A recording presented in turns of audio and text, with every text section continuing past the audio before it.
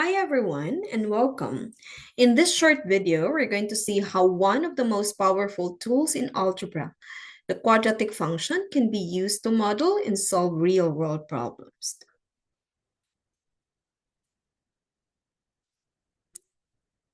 Let's start with a scenario we've all seen, a basketball shot.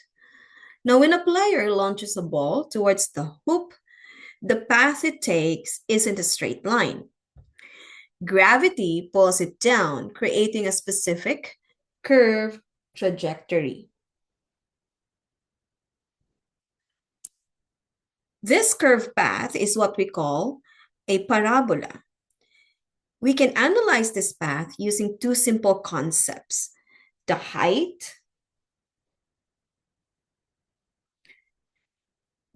of the ball, and the time it travels horizontally. Since this is a consistently curved path, we know we can model it perfectly using a quadratic function.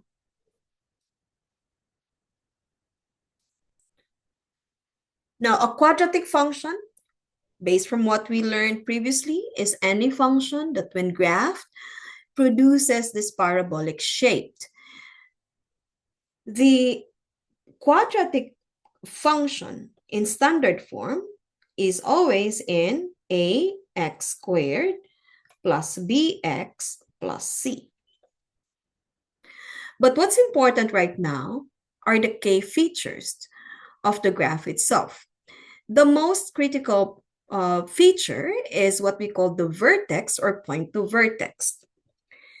Now, since our basketball shot goes up and comes back down, the vertex will represent the highest point of the ball's journey. It also establishes the function's axis of symmetry, meaning the path up is symmetrical or perfectly mirrors the path down. And this is where our axis of symmetry is. Also, we learned from our previous lesson that the equation or the quadratic function in standard form will always be ax squared plus bx plus c. So this is the standard form.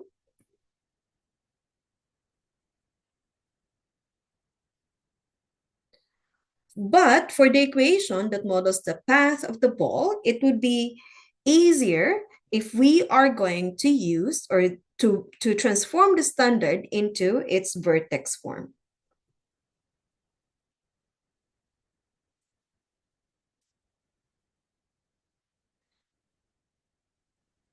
Okay, so as we can see here, the h and the k would represent where the vertex is on our graph. The a over here controls the shape.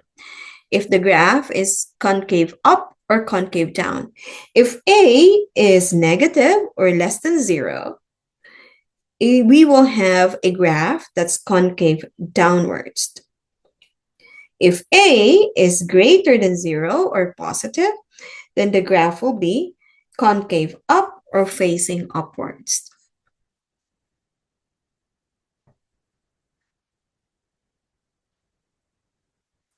So now we connect the math to the context. In our basketball problem, we adapt the graph. The horizontal axis represents, or the x-axis now represents the time the ball has traveled, and the vertical axis here would represent the ball's height at any given time. The parabolic curve, therefore, precisely traces the path of the ball from the moment it leaves the player's hand.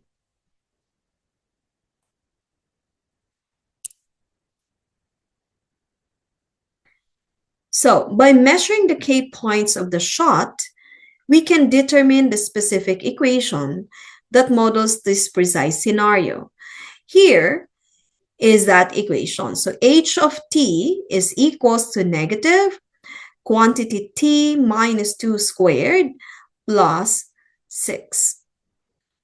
We use the h of t here for the ball's height and the t for time to better match our real-world terms. So let's look at the coefficients here. We have the point 0, 2, or the y-intercept. This represents, or this tells us that what the ball's starting height is. Okay, so it's 2 feet off the ground when the player released it. And then the value of our h and k contributes to the time and the maximum height of the ball.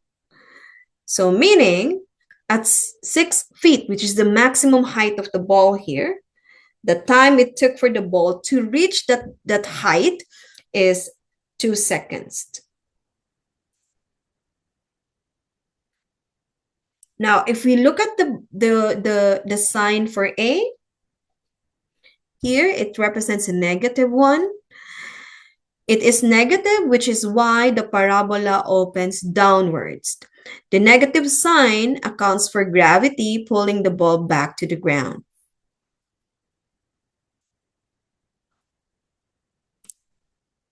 Now, once we have the model, we can then use algebra to interpret its features. So let's focus on the vertex, which we can calculate is located at 2 and 6. The simple coordinate pair gives us powerful real-world data, which means the basketball reaches a maximum height of 6 feet after traveling 2 seconds. That's the power of the quadratic model. So before we summarize, let's make sure that these concepts are sinking in. I want you to pause the video right now and consider these 2 questions. Where is the maximum height on the graph? And what does the starting point, the y-intercept, represent in the context of the basketball shot?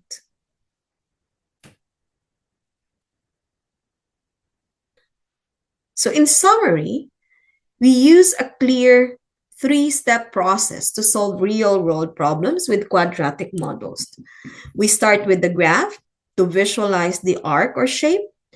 We derive the specific equation that matches the data points. And the third one, we use that equation to find the real-world meaning. In this scenario, it will be maximum height or time that it took the ball to travel to that height. This shows that quadratic models are a powerful way to explain and predict a real-life pattern driven by physics. So, that wraps up our introductory lesson. When we meet in class, we will immediately take this equation and use it to answer the final question. Did the ball actually go through the hoop? See you then.